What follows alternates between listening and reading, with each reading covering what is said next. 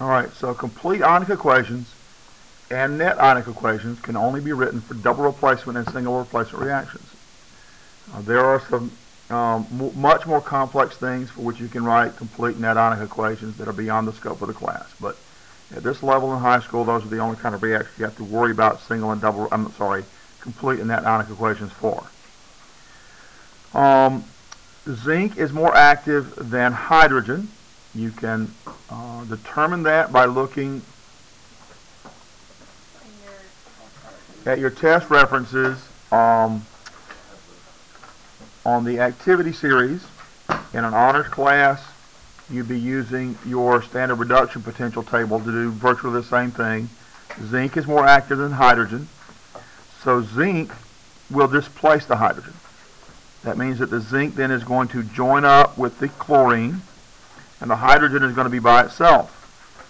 Well, as we just looked at with the, and we talked about again with the Hoffman apparatus over here, hydrogen doesn't exist as just an H in nature.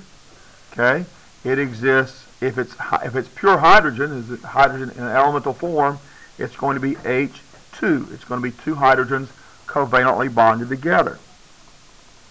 Okay, and it's going to be a gas. It's really hard to get hydrogen into a liquid form, much less a solid form. And on this planet, the hydrogen is always, at least anything we're going to be dealing with, will always be a gas. Then we need to figure out the physical state of zinc chloride. For that, you're going to need your solubility rules. Chlorides are mostly soluble. There are a few exceptions. Zinc is not an exception. Please make sure you're looking at this and visually, mentally referencing what I'm saying with your solubility rules so that you are practicing with your solubility rules to be more effective in doing your test. Zinc chloride then is soluble, and since there's water around, we know there's water around because this species over here says aqueous. We know this is also going to be aqueous. Soluble compounds, when there's water around, are also aqueous. Okay? Then we need to balance the formula. Zinc has a 2+ charge. In this class, you look on the periodic table with oxidation numbers to figure that out. Okay, in an honors class, you have to know that zinc, by its position on the periodic table, has a 2+ charge. Chloride, you can look on this class, you can look on your periodic table of oxidation numbers and see it has a 1 charge in a binary compound.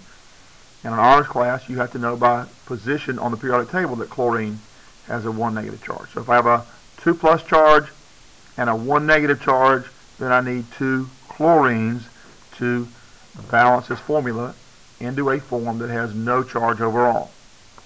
Now we're getting to the point where we can write a complete ionic equation. All right, what we're going to do is we're going to take any acids or salts that are also aqueous and split them up. Okay? Going to take any acids or let's just say ionic compounds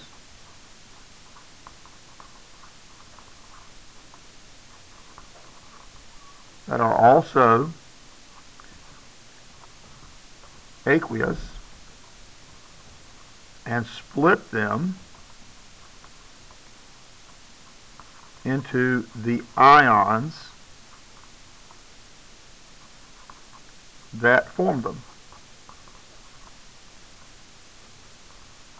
So what we're really doing here is undoing what we learned to do in the last unit. What we're doing here is undoing what we learned to do in the last unit.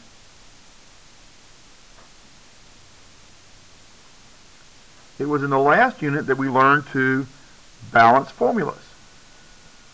So in the last unit we had to figure out what's the charge on this hydrogen and chlorine, or the zinc and this chlorine. And we used, in this case, because these are pretty simple compounds, binary compounds, we used the periodic table with oxidation numbers. In an honors class, you have to know by the position on the periodic table what its charge is going to be. So, hydrogen had a 1+ charge. Chlorine had a 1- charge. So 1 hydrogen and 1 chlorine, you put them together, they neutralize the charges, we get this compound. Well, we're just going to undo this process to make our complete ionic equation down here. Over here, zinc, we just said this, has a 2+ charge. Chlorine has a 1 negative charge. To get the charges to balance each other out or cancel each other out, we needed 2 chlorines. We're just going to undo that down here. Okay? So we're going to take, now the zinc is not charged. Any element that's by itself in a natural state, so hydrogen is, when it's by itself, is in a natural state of H2. Any element by itself in a natural state has no charge. Okay? So zinc has no charge. We're just going to leave it alone. Besides, it's not ionic, and it's not aqueous. So we're not going to split it up. Hydrochloric acid is aqueous, and it's an acid. So we can split it up. We're going to split it up into these separate ions.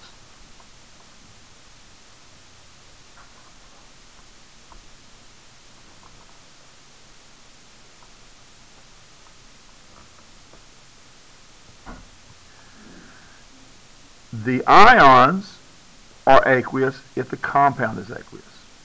Ions are aqueous if the compound they came from are aqueous.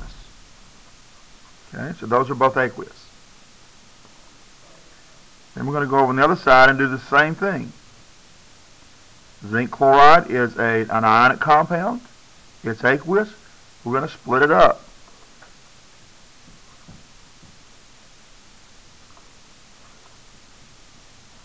Oh, I messed up there. That's zinc 2+, and it's going to be aqueous.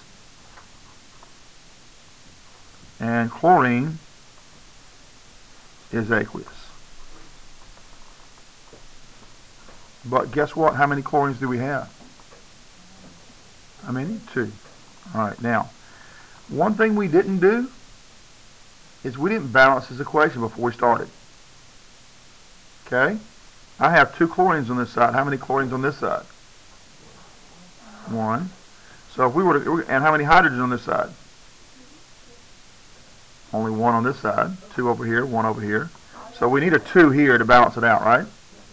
All right. So let's go back now and look at this again. That coefficient 2, remember, means I have 2 of everything inside the formula, right? So how many hydrogens should I have here? 2. And how many chlorides should I have? 2. Okay. All right. Now it looks like we have the same number of chloride ions too, doesn't it?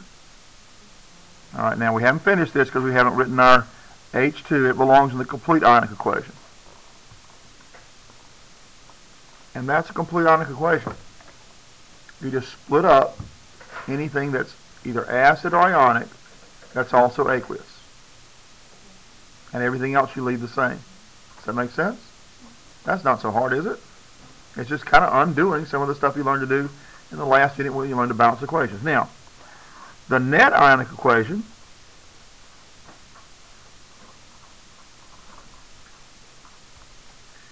leaves out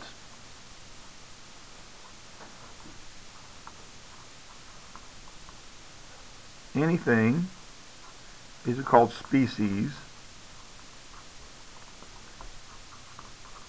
that is exactly the same on both sides of the equation.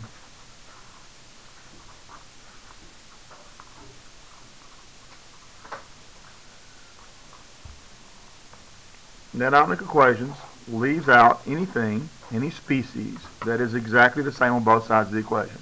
Does that say Net, net? N-E-T, net. Do you know the difference between your, how many of you have a job? Do you know the difference between your net pay and your gross pay? No? Gross pay is like the complete ionic equation. Your net pay is like your net ionic equation. Your net pay is what you take home after they take out the taxes and everything. Gross pay is what they, on the books, are paying you, but then they have to take out unemployment and federal and state taxes and one thing and another. And if you've got health benefits, they might take out for that too. And various things get taken out of your check. So that what you actually take home or put in the bank, that's your net pay. Does that make sense? All right. So what we're going... I think minimum wage actually makes less than No, you make that money. It's just the government takes part of it. But that's part of. But that helps you too. When you're, Social Security, for instance, goes into a fund that when you retire, you get back out. Okay? Health insurance goes into a fund that pays to take care of you when you get sick or hurt. Okay? Unemployment benefits, they go into a fund, and you get that back out if you ever get fired for without cause. Okay? If they fire you for cause, you might not get your unemployment. So that means for cause means you repeatedly don't show up for work, or you don't call in to let them know you're not going to show up for work, things like that. You can get fired for that. All right? Anyway, so we're going to leave out anything that's exactly the same on both sides of the equation. Take a look at the equation. Do you see anything in this equation for which there is exactly the same thing on both sides? Any part of the equation is exactly the same on both sides. What do you see that's exactly the same on both sides? This right here is exactly the same on both sides. And that's the only thing that's exactly the same. The zinc here doesn't have a charge, and it's a solid. That's different from zinc with a charge that's aqueous. Okay?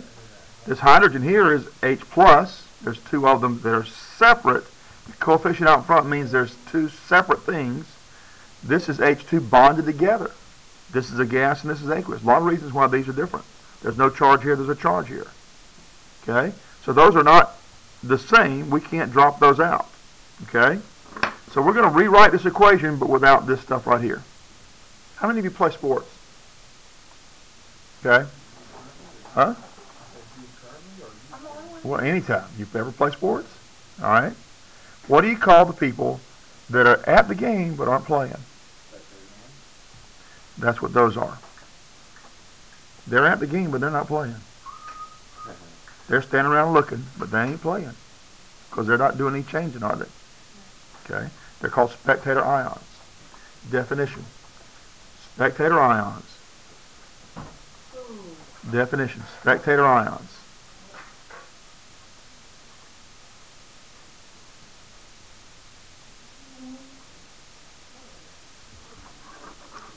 are the ions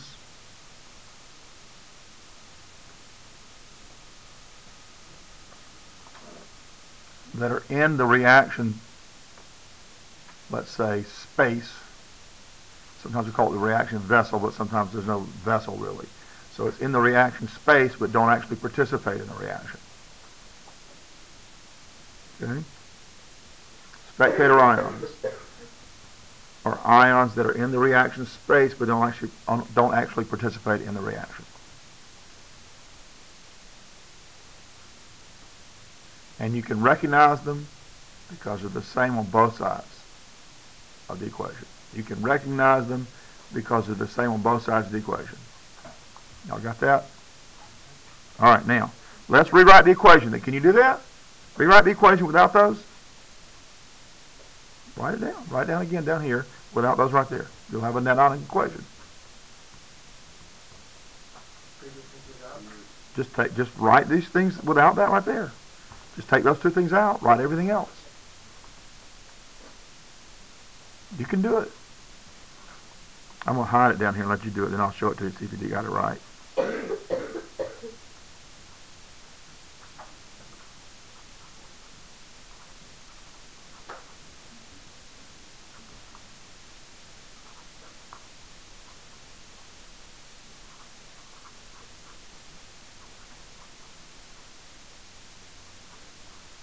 Everybody done? Done, done, done, done.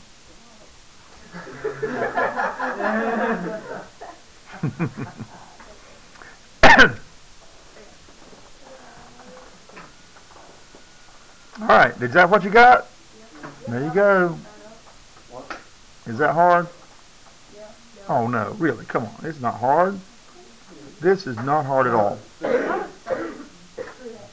Yes, it is. It's super, super easy. I could do that for homework. Could you? Probably not. All right, let's try. Let's let you try one on your own. No, I can do just like the transferring, like not the first part, but like the third part. All right. There it is. Find your complete Ionic equation. Those of you who did the makeup homework, you'll recognize that.